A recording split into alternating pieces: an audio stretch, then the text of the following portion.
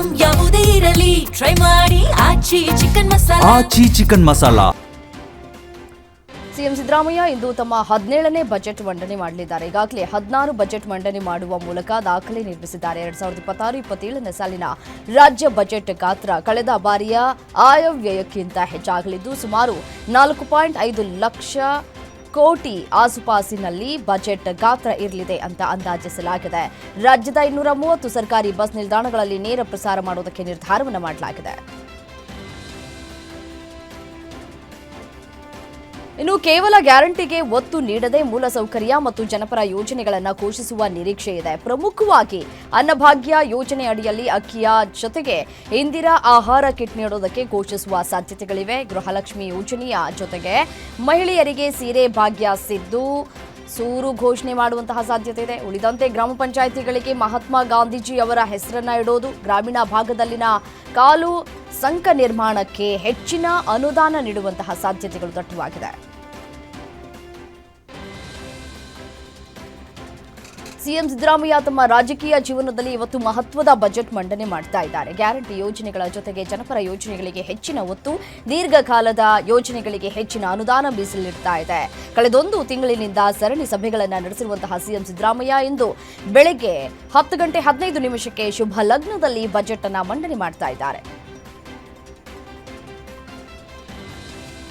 ಒಳ ಮೀಸಲಾತಿ ವಿಚಾರಕ್ಕೆ ಕಾಂಗ್ರೆಸ್ನಲ್ಲೇ ಜಟಾಪಟಿ ಶುರುವಾಗಿದೆ. ಯಾವುದೇ ನಿರ್ಣಯಕ್ಕೆ ಬರೋದಕ್ಕೆ ಕ್ಯಾಬಿನೆಟ್ನಲ್ಲಿ ಸಂಪೂರ್ಣ ವಿಫಲವಾಗಿದೆ. ಎಡಗೈ ಬಲಗೈ ಸಮುದಾಯದವರ ಫೈಟ್ ಹಿನ್ನೆಲೆ ಕ್ಯಾಬಿನೆಟ್ನಲ್ಲಿ ಯಾವುದೇ ನಿರ್ಣಯಕ್ಕೆ ಬಂದಿಲ್ಲ. ಎಡಗೈ ಸಮುದಾಯದಿಂದ 6% ಮೀಸಲಾತಿಗೆ ಬೇಡಿಕೆ ಹಿನ್ನೆಲೆ ಒಳ ಮೀಸಲಾತಿ ವಿಚಾರದಲ್ಲಿ ಗೊಂದಲ ಮುಂದುವರೆದಿದೆ. ಈ ಸಂಬಂಧ ಮತ್ತೊಮ್ಮೆ ವಿಶೇಷ ಕ್ಯಾಬಿನೆಟ್ ನಡೆಸುವುದಕ್ಕೆ ತೀರ್ಮಾನವನ್ನು ಮಾಡಲಾಗಿದೆ. ಒಳ ಮೀಸಲಾತಿ ವಿಚಾರಕ್ಕೆ ಸಚಿವರ ಮೇಲೆಯೇ ಸಿಎಂ ಸಿದ್ದರಾಮಯ್ಯ ಗರಂ ಆಗಿದ್ದಾರೆ. ಸಲಹೆ ನೀಡಿದ ಆಪ್ತ ಸಚಿವನ ವಿರುದ್ಧವೇ ರೇಗಾಡಿದ್ದಾರೆ. ಆಪ್ತ ಸಚಿವನ ವಿರುದ್ಧ ಸಂಪುಟ ಸಭೆಯಲ್ಲೇ ಕೆಂಡಾಮಂಡಲರಾಗಿದ್ದು, ಇನ್ನೂ ಎಷ್ಟು ಸಭೆ ಮಾಡುವುದು, ಇದಕ್ಕೊಂದು ಅಂತ್ಯ ಕೊಡಬೇಕು, ನಾವು ಇದರಲ್ಲಿ ನಮ್ಮ ಬದ್ಧತೆಯನ್ನು ತೋರಿಸಲೇಬೇಕು, ಎಲ್ಲರೂ ಒಗ್ಗಟ್ಟಿನಿಂದ ಒಂದು ನಿರ್ಣಯವನ್ನು ತೆಗೆದುಕೊಳ್ಳೋಣ. ಸಿಎಂ ಗರಂ ಆದ ತಕ್ಷಣ ಫುಲ್ ಸೈಲೆಂಟ್ ಆದ ಕ್ಯಾಬಿನೆಟ್. ಶಾಸಕ ಕೆಎಸ್ ಆನಂದ್ ಅವರ ಮನೆಗೆ ಮಾದಿಗ ಸಮಾಜದ ಮುಖಂಡರು ಮುತ್ತಿಗೆಯನ್ನ ಹಾಕಿ ಸಾಂಕೇತಿಕ ಪ್ರತಿಭಟನೆ ನಡೆಸಿದರು. ಕಳೆದ 35 ವರ್ಷಗಳಿಂದಲೂ ಮಾದಿಗರಿಗೆ ಮೀಸಲಾತಿಯಲ್ಲಿ ಅನ್ಯಾಯವಾಗ್ತಾ ಇದೆ. ಆದರೆ ಪರಿಶಿಷ್ಟರಿಗೆ ನೀಡಿದ 17% ಕಾನೂನು ತೊಡಕಾಗ್ತಾ ಇದೆ ಎಂಬ ನೆಪವೊಡ್ಡಿ 15% ಇಳಿಸಿ 56,000 ಹುದ್ದೆ ಭರ್ತಿ ಮಾಡೋದಕ್ಕೆ ಹೊರಟಿರುವುದು ಮಾದಿಗ ಸಮುದಾಯಕ್ಕೆ ಮಾಡಿದ ಅನ್ಯಾಯ. ಇದು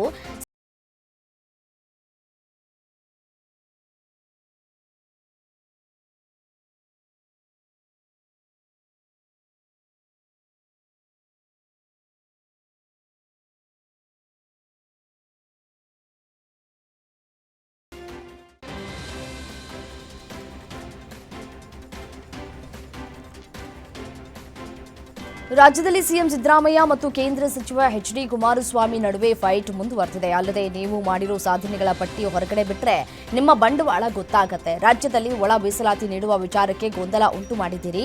ಸಚಿವ ಸಂಪುಟದಲ್ಲಿಯೇ 2-3 ಗುಂಪುಗಳನ್ನಾಗಿ ಮಾಡಿದ್ದೀರಿ. ರಾಜ್ಯದಲ್ಲಿ ಜನರ ಭರವಸೆ ಈಡೇರಿಸುವ ಸರ್ಕಾರ ಬರೋದಕ್ಕೆ ಜಾತಿ ಬಿಟ್ಟು ಒಂದು ಅವಕಾಶವನ್ನು ಮಾಡಿಕೊಡಿ ಅಂತ ಕೇಳಿದ್ದಾರೆ. ರಾಜ್ಯದಲ್ಲಿ ಸಿಎಂ ಸಿದ್ದರಾಮಯ್ಯ ಕೇಂದ್ರ ಸಚಿವ ಎಚ್.ಡಿ. ಕುಮಾರಸ್ವಾಮಿ ನಡುವೆ ಅಹಿಂದ ಫೈಟ್ ಮುಂದುವರೆದಿದೆ. ಸಾಮಾಜಿಕ ನ್ಯಾಯದ ಬಗ್ಗೆ ಮಾತನಾಡಿದಂತಹ ಸಿಎಂ ಸಿದ್ದರಾಮಯ್ಯ ವಿರುದ್ಧ ಕುಮಾರಸ್ವಾಮಿ ಕಿಡಿಕಾರಿದ್ದಾರೆ. ಸಾಮಾಜಿಕ ನ್ಯಾಯ ಎನ್ನುವ ಸಿದ್ದರಾಮಯ್ಯ ಅವರೇ ದೇವರಾಜ್ ಅರಸು ಅವರ ಸಾಧನೆ ಮುರಿದರೂ ಕೂಡ ಅಹಿಂದ ವರ್ಗಕ್ಕೆ ನೀವು ಏನ್ ಕೊಟ್ಟಿದ್ದೀರಿ ಅಂತ ಪ್ರಶ್ನೆ ಮಾಡಿದ್ದಾರೆ.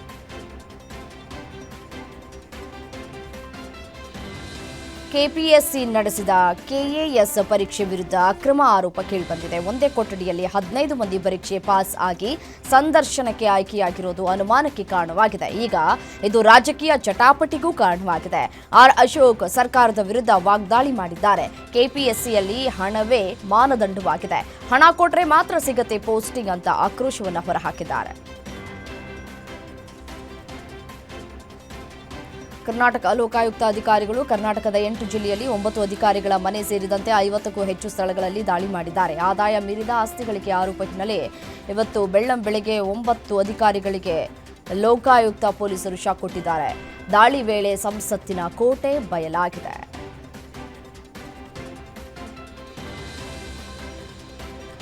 ಫೋಕ್ಸೋ ಪ್ರಕರಣ ಸಂಬಂಧ ನಾಪತ್ತೆಯಾಗಿದ್ದ ಯಾದಗಿರಿಯ ಮಹಲ್ ರೋಜಾ ಮಠದ ಮಲ್ಲಿಕಾರ್ಜುನ ಮುತ್ಯ ಪ್ರತ್ಯಕ್ಷರಾಗಿದ್ದು ಪೊಲೀಸ್ ವಿಚಾರಣೆಗೆ ಹಾಜರಾಗಿದ್ದರು. ಮುತ್ಯಾನನ್ನ ಶಹಾಪುರ ಸರ್ಕಲ್ ಇನ್ಸ್ಪೆಕ್ಟರ್ ಶರಣಗೌಡ ನ್ಯಾಮಣ್ಣ ಅವರು ವಿಚಾರಣೆ ನಡೆಸಿದ್ದಾರೆ. ಮುತ್ಯಾನ 4 ಮೊಬೈಲ್ಗಳನ್ನು ವಶಕ್ಕೆ ಪಡೆದುಕೊಂಡಿದ್ದಾರೆ. ವಿಚಾರಣೆ ವೇಳೆ ಸಮಗ್ರ ಹೇಳಿಕೆ ಪಡೆಯಲಾಗಿದೆ. ಅಲ್ಲದೆ ಅಗತ್ಯವೆನಿಸಿದಲ್ಲಿ ಮತ್ತೊಮ್ಮೆ ವಿಚಾರಣೆಗೆ ಹಾಜರಾಗುವುದಕ್ಕೆ ಸೂಚಿಸಲಾಗಿದೆ ಅಂತ ತನಿಖಾಧಿಕಾರಿ ನ್ಯಾಮಣ್ಣನವರು ತಿಳಿಸಿದ್ದಾರೆ.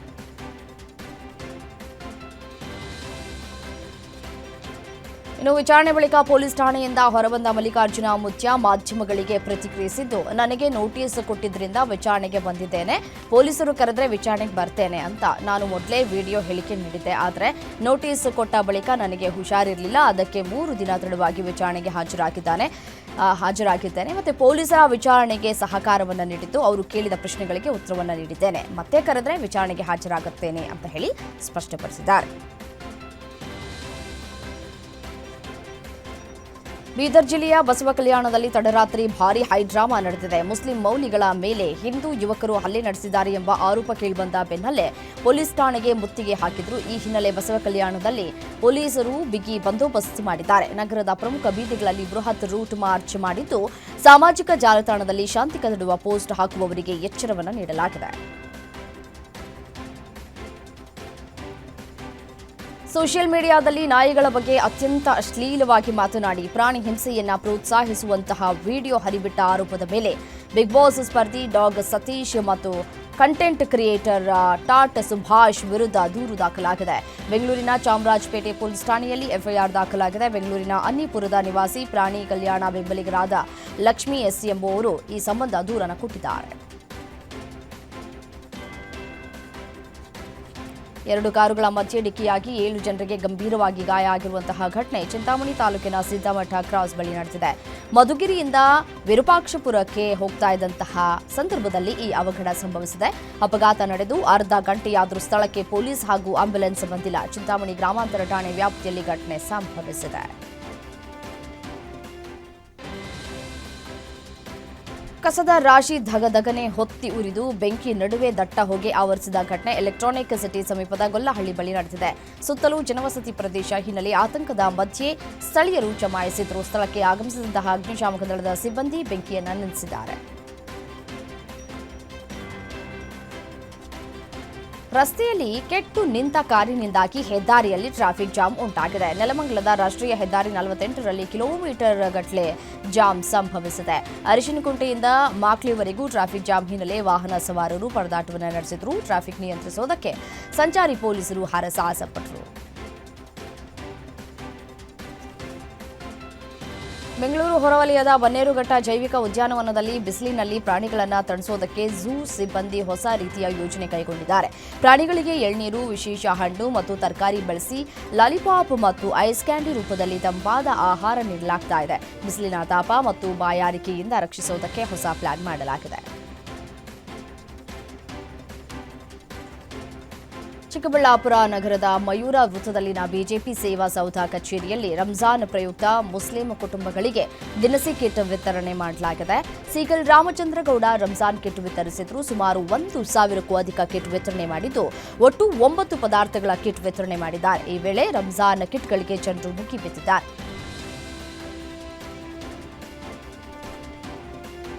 ಮಧ್ಯಪ್ರಾಚ್ಯದಲ್ಲಿ ನಡೀತಾ ಇರುವಂತಹ ಉದ್ವಿಗ್ನತೆಯಿಂದ ಪೆಟ್ರೋಲ್ ಹಾಗೂ ಡೀಸೆಲ್ ಕೊರತೆ ಉಂಟಾಗಬಹುದು ಅನ್ನುವಂತಹ ವದಂತಿ ಹೆಚ್ಚಾಗ್ತಾ ಇದೆ. ಆದ್ದರಿಂದ ಉತ್ತರ ಕನ್ನಡ ಜಿಲ್ಲೆಯ ಭಟ್ಕಳ ಹಾಗೂ ದಾಂಡೇಲಿ ಪಟ್ಟಣಗಳಲ್ಲಿ ಪೆಟ್ರೋಲ್ ಬಂಕ್ಗಳ ಬಳಿ ಜನ ಮುಗಿ ಬಿದ್ದಿದ್ದಾರೆ. ಪೆಟ್ರೋಲ್ ಡೀಸೆಲ್ ಸಿಗೋದಿಲ್ಲ ಅಂತ ಹೇಳಿ ಬಂಕ್ಗಳಿಗೆ ಬಾಟಲ್ ಕ್ಯಾನ್ ಅನ್ನು ಹಿಡಿದು ಕ್ಯೂ ನಿಲ್ತಾ ಇದ್ದಾರೆ.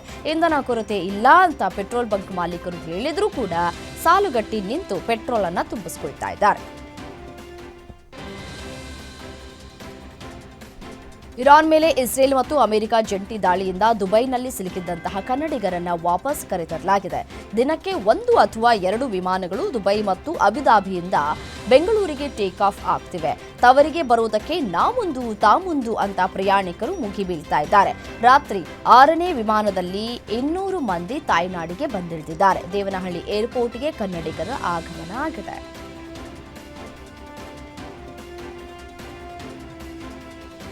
ಇನ್ನು ದುಬೈನಿಂದ ಸುರಕ್ಷಿತವಾಗಿ ಬಂದಂತಹ ಗ್ಯಾರಂಟಿ ಯೋಜನೆಗಳ ಉಪಾಧ್ಯಕ್ಷೆ ಪುಷ್ಪಾ ಅಮರನಾಥ್ ಹುಟ್ಟುಹಬ್ಬವನ್ನು ಆಚರಣೆ ಮಾಡಿಕೊಂಡಿದ್ದಾರೆ. ಕೆಂಪೇಗೌಡ ಏರ್ಪೋರ್ಟ್ಗೆ ಬರ್ತಾ ಇದ್ದಂತೆ ಅಭಿಮಾನಿಗಳು ಹುಟ್ಟುಹಬ್ಬವನ್ನು ಆಚರಿಸಿದ್ದಾರೆ. ಕೇಕ್ ಅನ್ನು ಕತ್ತರಿಸಿ ಕಾರ್ಯಕರ್ತರಿಗೆ ಪುಷ್ಪಾ ಅಮರನಾಥ್ ಸಿಹಿಯನ್ನ ತಿಳಿಸಿದ್ರು. ಪುಷ್ಪಾ ಅಮರನಾಥ್ಗೆ ಕಾರ್ಯಕರ್ತರು, ಸ್ನೇಹಿತರು, ಅಭಿಮಾನಿಗಳು ಶುಭಾಶಯವನ್ನು ಕೋರಿದರು.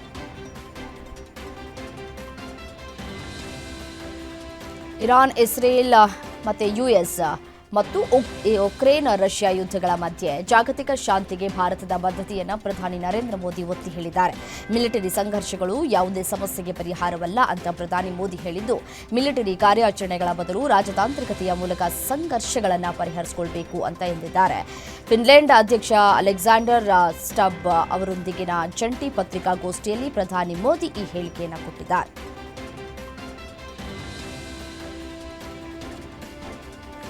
ಇಸ್ರೇಲ್ ಅಮೆರಿಕ ಜಂಟಿ ದಾಳಿಯಿಂದ ಇರಾನ್ನಲ್ಲಿ ಸಾವಿನ ಸಂಖ್ಯೆ 1230ಕ್ಕೆ ಏರಿಕೆಯಾಗಿದೆ. 6ನೇ ದಿನದ ಮಧ್ಯಪ್ರಾಚ್ಯ ಯುದ್ಧದಲ್ಲಿ ರಕ್ತದೋಕುಳಿಗೆ ನಡೀತಾ ಇದೆ. ಸಾವಿನ ಸಂಖ್ಯೆಯನ್ನು ಇರಾನ್ನ ತಸ್ನಿಮ್ ಸುದ್ದಿ ಸಂಸ್ಥೆ ಮಾಹಿತಿಯನ್ನು ಹಂಚಿಕೊಂಡಿದೆ.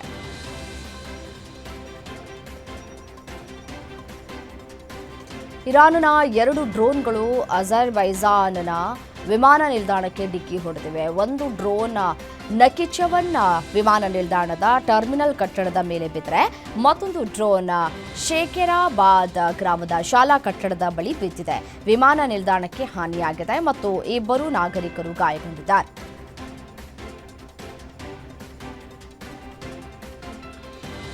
ಇರಾನ್ ಕೋರ್ರಾ ಮರ್ಷರ್ ಈ 4 ಎಂಬ ಭಾರೀ ಕ್ಷಿಪಣಿಯನ್ನು ಮುಂಜಾನೆ ಇಸ್ರೇಲ್ ಪ್ರದೇಶದ ಕಡೆಗೆ ಉಡಾಯಿಸಿದೆ ಅಂತ ಇರಾನ್ ಮಾಧ್ಯಮ ವರದಿಯನ್ನು ಮಾಡಿದೆ. ಈ ಕ್ಷಿಪಣಿ 1 ಟನ್ ತೂಕದ ಸಿಡಿ ತಲೆಯನ್ನು ಹೊಂದಿದ್ದು ಅಂದಾಜು 2000 ಕಿಲೋಮೀಟರ್ ವ್ಯಾಪ್ತಿಯನ್ನು ಹೊಂದಿದೆ. ಇದು ನೇರ ಮಿಲಿಟರಿ ಮುಖಾಮುಖಿಯ 6ನೇ ದಿನವಾಗಿದ್ದು ಇನ್ನೂ ಯುದ್ಧ ನಿಲ್ಲುವ ಲಕ್ಷಣಗಳು ಕಾಣಸಿಗ್ತಾ ಇಲ್ಲ.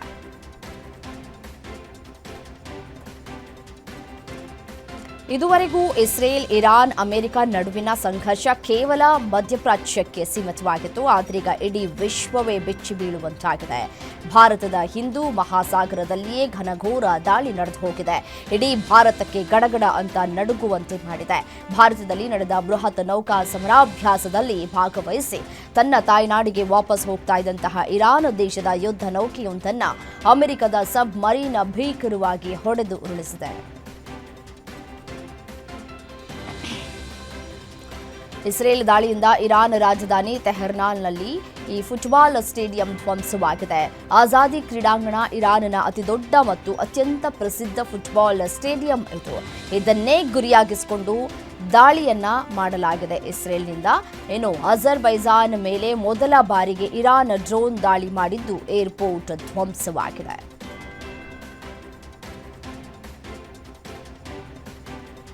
ಹಿಂದೂ ಮಹಾಸಾಗರದಲ್ಲಿ ಅಮೆರಿಕದ ಜಲಾಂತರ್ಗಾಮಿ ಇರಾನ್ನ ಯುದ್ಧ ನೌಕೆಯೊಂದನ್ನು ಹೊಡೆದು ಉರುಳಿಸಿದ್ದು, ಈ ದಾಳಿಯಲ್ಲಿ 87 ಮಂದಿ ಸಾವನ್ನಪ್ಪಿದ್ದಾರೆ, 61 ಮಂದಿ ನಾಪತ್ತೆಯಾಗಿದ್ದಾರೆ. ಇರಾನ್ ರಾಜಧಾನಿ ತೆಹರಾನ್ ಪೀಸ್ ಆಗಿದೆ. ಹಲವಾರು ಕಟ್ಟಡಗಳು ಸಂಪೂರ್ಣವಾಗಿ ನಾಶವಾಗಿ ಅವಶೇಷಗಳಾಗಿ ಮಾರ್ಪಟ್ಟಿವೆ. ಹಲವು ಜನರು ಬೀದಿ ಪಾಲಾಗಿದ್ದು ಅಲೆದಾಡುವ ಸ್ಥಿತಿ ನಿರ್ಮಾಣವಾಗಿದೆ. ಇರಾನ್ ಮೇಲಿನ ದಾಳಿಯನ್ನ ಖಂಡಿಸಿ ಪ್ರತಿಭಟಿಸಿದ ಮಾಜಿ ಸೈನಿಕನ ಕೈ ಮುರಿದ ಘಟನೆ ಅಮೆರಿಕದಲ್ಲಿ ನಡೆದಿದೆ. ಸಶಸ್ತ್ರ ಪಡೆಗಳ ಕುರಿತಾದ ಅಮೆರಿಕ ಕಾಂಗ್ರೆಸ್ ಸಭೆ ಮಾಡ್ತಾ ಇತ್ತು. ಈ ವೇಳೆ ಮಾಜಿ ಸೇನಾಧಿಕಾರಿ ಬ್ರಿಯಾನ್ ಮೆಕ್ಗಿನ್ನಿಸ್ ಎಂಬುವವರು ಅಮೆರಿಕ ಇಸ್ರೇಲ್ ದಾಳಿಯನ್ನ ಖಂಡಿಸಿ ಪ್ರತಿಭಟನೆ ಮಾಡಿದ್ದಾರೆ. ಅವರನ್ನ ಸಭೆಯಿಂದ ಬಲವಂತವಾಗಿ ಹೊರಹಾಕಿದಾಗ ಕೈ ಮುರಿದಿದೆ.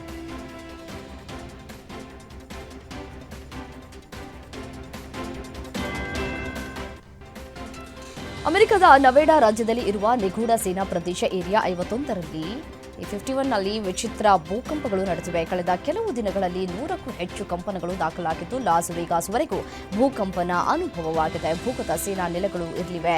ಇತ್ತೀಚಿನ ಭೂಕಂಪಗಳು ಇರಾನ್ ಯುದ್ಧದ ಸಂದರ್ಭದಲ್ಲಿ ಅಣ್ವಸ್ತ್ರ ಸೇನಾ ಪ್ರಯೋಗಗಳಿಗೆ ಸಂಬಂಧಿಸಿರಬಹುದು ಅಂತ ಕೂಡ ಹೇಳಿ ಶಂಕೆಗಳನ್ನು ವ್ಯಕ್ತಪಡಿಸಲಾಗ್ತಾ ಇದೆ. ಭಾರತೀಯ ವಾಯುಪಡೆಯ ಸುಖೋಯ್ Su-30MKI ಫೈಟರ್ ಜೆಟ್ ರಡಾರ್ನಿಂದ ಕಣ್ಮರೆಯಾಗಿದೆ. ಅದರ ಸ್ಥಳವನ್ನು ಕಂಡುಹಿಡಿಯುವುದಕ್ಕೆ ಶೋಧ ಕಾರ್ಯಾಚರಣೆಯನ್ನು ಪ್ರಾರಂಭಿಸಲಾಗಿದೆ. ಭಾರತೀಯ ಯುದ್ಧ ವಿಮಾನವಾದ Su-30MKI ಕರ್ಬಿ ಆಂಗ್ಲಾಂಗ್ ಜಿಲ್ಲೆಯಲ್ಲಿ ಹಾರಾಟ ನಡೆಸ್ತಾ ಇದ್ದಾಗ ನಿನ್ನೆ ಸಂಜೆ 7 ಗಂಟೆ ಸುಮಾರಿಗೆ ನಾಪತ್ತೆಯಾಗಿದೆ. ವಿಮಾನ ಅಪಘಾತಕ್ಕೀಡಾಗಿದೆ ಮತ್ತು ಸ್ಥಳೀಯರು ದೊಡ್ಡ ಸ್ಫೋಟವನ್ನ ಸಹ ಕೇಳಿದ್ದಾರೆ ಅಂತ ಕೂಡ ತಿಳಿಸಿವೆ. ಭಾರತೀಯ ವಾಯುಪಡೆ ಅಥವಾ ರಕ್ಷಣಾ ಸಚಿವಾಲಯ ಇದನ್ನು ಇನ್ನೂ ಕೂಡ ದೃಢಪಡಿಸಿಲ್ಲ. ಇರಾನ್ನ ಮಾಜಿ ಪರಮೋಚ್ಚ ನಾಯಕ ಖಮೇನಿ ಅವರ ಹತ್ಯೆಗೆ ಕೊನೆಗೂ ಭಾರತ ಸಂತಾಪವನ್ನು ಸೂಚಿಸಿದೆ. ವಿದೇಶಾಂಗ ಕಾರ್ಯದರ್ಶಿ ವಿಕ್ರಮ್ ಮಿಶ್ರಿ ಅವರು ದೆಹಲಿಯಲ್ಲಿರುವ ಇರಾನ್ ರಾಯಭಾರ ಕಚೇರಿಗೆ ಭೇಟಿ ನೀಡಿ ಸಂತಾಪವನ್ನು ವ್ಯಕ್ತಪಡಿಸಿದ್ದಾರೆ. ಇರಾನ್ ರಾಯಭಾರ ಕಚೇರಿಯಲ್ಲಿ ತೆರೆಯಲಾಗಿದ್ದ ಸಂತಾಪ ಪುಸ್ತಕಕ್ಕೆ ಸಹಿ ಹಾಕಿದ ಮಿಶ್ರಿ, ಖಮೇನಿ ಅವರ ನಿಧನದ ಹಿನ್ನೆಲೆಯಲ್ಲಿ ಇರಾನ್ ಸರ್ಕಾರ ಮತ್ತು ಜನತೆಗೆ ಭಾರತದ ಪರವಾಗಿ ಸಂತಾಪವನ್ನು ಸೂಚಿಸಿದ್ದಾರೆ.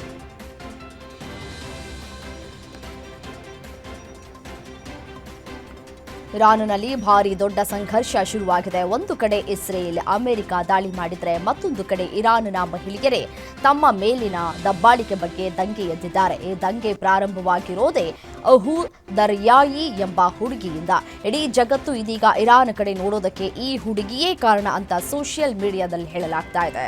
ಅಂದು ಈ ಹುಡುಗಿ ನಡೆಸಿದ ಹೋರಾಟದ ವಿಡಿಯೋ ಸೋಷಿಯಲ್ ಮೀಡಿಯಾದಲ್ಲಿ ಈಗ ವೈರಲ್ ಆಗ್ತಾ ಇದೆ. ಇರಾನ್ ಇಸ್ರೇಲ್ ವಾರ್ ಭಾರತಕ್ಕೆ ಬಿಸಿ ತಟ್ತಾ ಇದೆ. ನೋಡ್ತಾ ಇದ್ದಂತೆ ಮಾರ್ಕೆಟ್ನಲ್ಲಿ ಎಣ್ಣೆ ರೇಟು ಏರಿಕೆಯಾಗ್ತಾ ಇದೆ. ಅಮೆರಿಕ ಇರಾನ್ ಯುದ್ಧದಿಂದ ತೈಲ ಆಮದಿಗೆ ಬ್ರೇಕ್ ಬಿದ್ದಿದ್ದು ಅಡುಗೆ ಎಣ್ಣೆ ಬೆಲೆ ಗಗನಕ್ಕೇರಿದೆ. ಪ್ರತಿ ಲೀಟರ್ ಮೇಲೆ 4 ರಿಂದ 5 ರೂಪಾಯಿ ಹೆಚ್ಚಳವಾಗಿದೆ.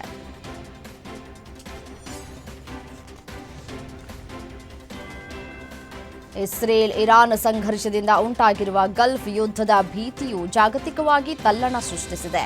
ಮೊಟ್ಟೆ ಉದ್ಯಮಕ್ಕೆ ಭಾರೀ ನಷ್ಟ ಉಂಟಾಗಿದೆ. ಭಾರತದಿಂದ ಮಧ್ಯಪ್ರಾಚ್ಯ ದೇಶಗಳಾದ ಸೌದಿ ಅರೇಬಿಯಾ, ಒಮನ್ ಮತ್ತು ಕತಾರ್ಗೆ ಪ್ರತಿ ತಿಂಗಳು 1 ಕೋಟಿಗೂ ಹೆಚ್ಚು ಮೊಟ್ಟೆಗಳು ರಫ್ತಾಗ್ತಾ ಇದ್ವು. ಆದರೆ ಪ್ರಸ್ತುತ ಯುದ್ಧದ ಭೀತಿಯಿಂದ ಈ ರಫ್ತು ಸಂಪೂರ್ಣವಾಗಿ ಸ್ಥಗಿತವಾಗಿದೆ. ಕೆಲವು ದಿನಗಳಿಂದ ಇಳಿಕೆಯ ಹಾದಿಯಲ್ಲಿರುವ ಚಿನ್ನದ ದರ ಕೆಳಮುಖವಾಗಿ ಸಾಗಿದೆ. ನಿನ್ನೆ ಬೆಂಗಳೂರಿನಲ್ಲಿ 22 ಕ್ಯಾರೆಟ್ನ 1 ಗ್ರಾಂ ಚಿನ್ನಕ್ಕೆ 90 ರೂಪಾಯಿ ಇಳಿಕೆಯಾಗಿದೆ. ಅಂದರೆ 14,990 ರೂಪಾಯಿಗೆ ಬಂದು ತಲುಪಿದೆ. ಇನ್ನು 24 ಕ್ಯಾರೆಟ್ನ 1 ಗ್ರಾಂ ಚಿನ್ನ 98,000 ರೂಪಾಯಿ ಕಡಿಮೆಯಾಗಿದ್ದು 98 ರೂಪಾಯಿ ಕಡಿಮೆಯಾಗಿದ್ದು 16,353 ರೂಪಾಯಿಗೆ ಕುಸಿದೆ. ಆ ಮೂಲಕ ಯುದ್ಧದ ನಡುವೆಯೂ ಖರೀದಿದಾರರಿಗೆ ಗುಡ್ ನ್ಯೂಸ್ ಸಿಕ್ಕಿದೆ.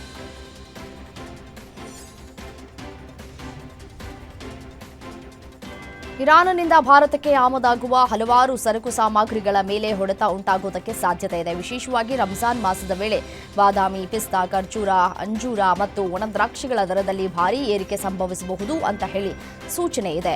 ಕೃಷಿಗೆ ಬಳಸುವ ಅಜೈವಿಕ ಮತ್ತೆ ಈ ಸಾವಯವ ರಾಸಾಯನಿಕ ಗೊಬ್ಬರಗಳು ಸೇರಿದಂತೆ ವಿವಿಧ ರಸಗೊಬ್ಬರಗಳ ದರದಲ್ಲೂ ಕೂಡ ಏರಿಕೆ ಆಗಬಹುದು ಅಂತ ಹೇಳಿ ನಿರೀಕ್ಷಿಸಲಾಗಿದೆ.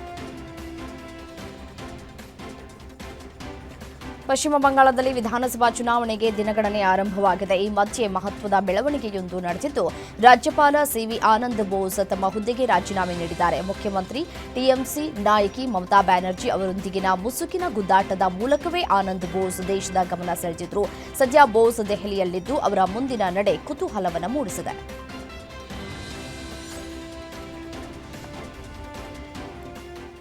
ಬಿಹಾರ ರಾಜಕೀಯದಲ್ಲಿ ದಶಕಗಳ ಕಾಲ ಕಿಂಗ್ ಆಗಿದ್ದ ನಿತೀಶ್ ಕುಮಾರ್ ಈಗ ದಿಲ್ಲಿಯ ಪಟ್ಟದತ್ತ ಮುಖ ಮಾಡುವ ಮೂಲಕ ದೊಡ್ಡ ತಿರುವನ್ನು ನೀಡಿದ್ದಾರೆ ಎಂದು ಕೇಂದ್ರ ಗೃಹ ಸಚಿವ ಅಮಿತ್ ಶಾ ಅವರ ಸಮ್ಮುಖದಲ್ಲಿ ರಾಜ್ಯಸಭೆ ಚುನಾವಣೆಗೆ ನಾಮಪತ್ರ ಸಲ್ಲಿಸುವ ಮೂಲಕ ಬಿಹಾರ ಮುಖ್ಯಮಂತ್ರಿ ಸ್ಥಾನಕ್ಕೆ ಅವರು ವಿದಾಯ ಹೇಳುವ ಸ್ಪಷ್ಟ ಮುನ್ಸೂಚನೆಯನ್ನು ಕೊಟ್ಟಿದ್ದಾರೆ. ತಮಿಳುನಾಡು ಚುನಾವಣೆಗೆ ಡಿಎಂಕೆ ಕಾಂಗ್ರೆಸ್ ನಡುವಿನ ಮೈತ್ರಿಯ ಸೀಟು ಹಂಚಿಕೆಯ ಮಾತುಕತೆಗಳು ಪೂರ್ಣಗೊಂಡಿವೆ. ಕಾಂಗ್ರೆಸ್ ಅಧ್ಯಕ್ಷ ಮಲ್ಲಿಕಾರ್ಜುನ ಖರ್ಗೆ ತಮಿಳುನಾಡು ಮುಖ್ಯಮಂತ್ರಿ ಎಂಕೆ ಸ್ಟಾಲಿನ್ ಅವರೊಂದಿಗೆ ಫೋನ್ನಲ್ಲಿ ಮಾತನಾಡುವ ಮೂಲಕ ಚುನಾವಣಾ ಸೀಟು ಹಂಚಿಕೆಯನ್ನು ಅಂತಿಮಗೊಳಿಸಿದ್ದಾರೆ. ಈ ಒಪ್ಪಂದದ ಪ್ರಕಾರ ತಮಿಳುನಾಡಿನಲ್ಲಿ ಕಾಂಗ್ರೆಸ್ 25 ವಿಧಾನಸಭಾ ಸ್ಥಾನಗಳನ್ನು ನೀಡಲಾಗಿದೆ. ಕಾಂಗ್ರೆಸ್ಗೆ 1 ರಾಜ್ಯಸಭಾ ಸ್ಥಾನವನ್ನು ಸಹ ನೀಡಲಾಗ್ತಾ ಇದೆ.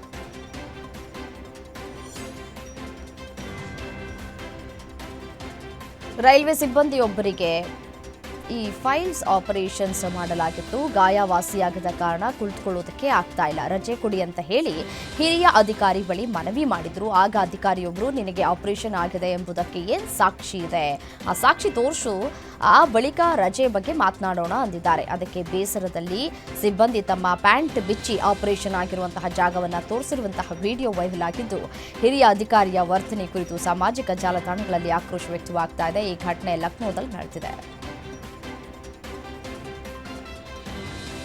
ಟಿ20 ವಿಶ್ವಕಪ್ ಸೆಮಿಫೈನಲ್ನಲ್ಲಿ ಭಾರತ ಇಂಗ್ಲೆಂಡ್ ವಿರುದ್ಧ ರೋಚಕ ಗೆಲುವನ್ನು ಸಾಧಿಸಿ ಸತತ 2ನೇ ಬಾರಿಗೆ ಫೈನಲ್ ಪ್ರವೇಶಿಸಿದೆ. ಮುಂಬೈನ ವಾಂಖೆಡೆ ಮೈದಾನದಲ್ಲಿ ನಡೆದ ಈ ಪಂದ್ಯದಲ್ಲಿ ಟೀಮ್ ಇಂಡಿಯಾ 253 ರನ್ ಅನ್ನು ಗಳಿಸಿತ್ತು. ಇಂಗ್ಲೆಂಡ್ನ ಜಕಬ್ ಬೆಥೆಲ್ ಶತಕ ಸಿಡಿಸಿದ್ರು. ಕೊನೆಯ ಓವರ್ಗಳಲ್ಲಿ ಭಾರತದ ಬೌಲರ್ಗಳ ಅತ್ಯುತ್ತಮ ಪ್ರದರ್ಶನ ತಂಡಕ್ಕೆ ರಣರೋಚಕ ಜಯ ತಂದುಕೊಟ್ಟಿತ್ತು.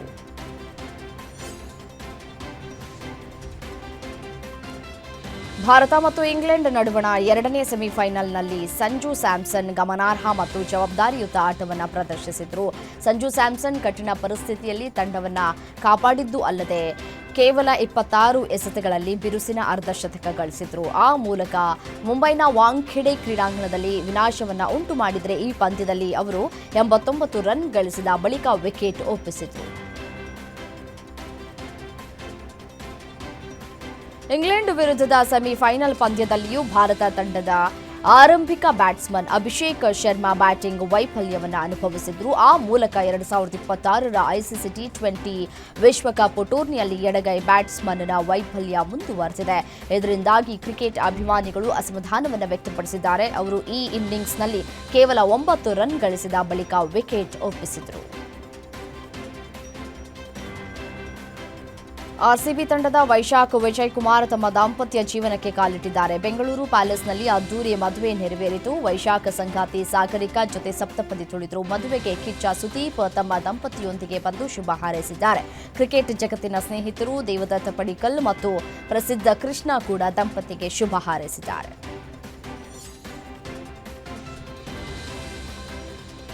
ಕ್ರಿಕೆಟ್ ಲೆಜೆಂಡ್ ಸಚಿನ್ ತೆಂಡೂಲ್ಕರ್ ಪುತ್ರ ಅರ್ಜುನ್ ತೆಂಡೂಲ್ಕರ್ ದಾಂಪತ್ಯ ಜೀವನಕ್ಕೆ ಕಾಲಿಟ್ಟಿದ್ದಾರೆ. ಮುಂಬೈನ ಐಷಾರಾಮಿ ಹೋಟೆಲ್ನಲ್ಲಿ ಉದ್ಯಮಿ ಪುತ್ರಿ ಸಾನಿಯಾ ಚಂದೋಕ್ ಜೊತೆ ಅರ್ಜುನ್ ಅದ್ದೂರಿಯಾಗಿ ಮದುವೆಯಾದರು. ನವಜೋಡಿಗೆ ಕ್ರಿಕೆಟರ್ಸ್, ಬಾಲಿವುಡ್ನ ಟಾಪ್ ಸ್ಟಾರ್ಸ್ ಸೇರಿದಂತೆ ಗಣ್ಯಾತಿ ಗಣ್ಯರು ಬಂದು ಶುಭ ಕೋರಿದರು.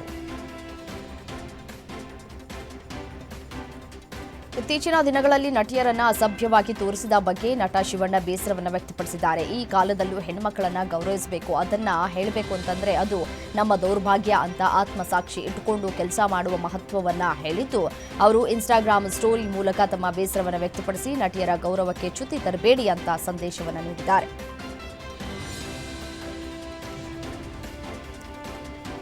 ವೃಷಕರ್ಮ ಫಸ್ಟ್ ಗ್ಲಿಮ್ಸ್ ಕಾರ್ಯಕ್ರಮದಲ್ಲಿ ನಟ ನಾಗಚೈತನ್ಯ ಕುರ್ಚಿಯಿಂದ ಕೆಳಗೆ ಬಿದ್ದಿದ್ದಾರೆ. ಕುರ್ಚಿಯಿಂದ ಕೆಳಗೆ ಬಿದ್ದರೂ ಗಾಬರಿಯಾಗದ ನಾಗಚೈತನ್ಯ ಒಂದು ಕಡೆ ಕೂತ್ಕೊಂಡಿದ್ದಾರೆ. ಈ ಸಂದರ್ಭದಲ್ಲಿ ಈ ಒಂದು ಸನ್ನಿವೇಶವನ್ನ ಕೂಲ್ ಆಗಿ ಹ್ಯಾಂಡಲ್ ಕೂಡ ಮಾಡಿದ್ದಾರೆ. ನಾಗಚೈತನ್ಯ ಕುರ್ಚಿಯಿಂದ ಕೆಳಗೆ ಬಿದ್ದಿರುವಂತಹ ವಿಡಿಯೋ ಸೋಷಿಯಲ್ ಮೀಡಿಯಾದಲ್ಲಿ ವೈರಲ್ ಆಗಿದೆ.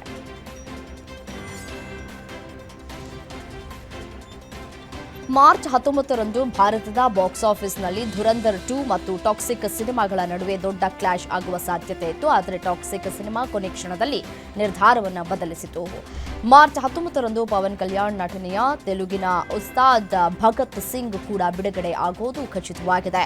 ಮೈತ್ರಿ ಮೂವಿ ಮೇಕರ್ಸ್ ಅಧಿಕೃತವಾಗಿ ಮಾಹಿತಿಯನ್ನು ಹಂಚಿಕೊಂಡಿದೆ.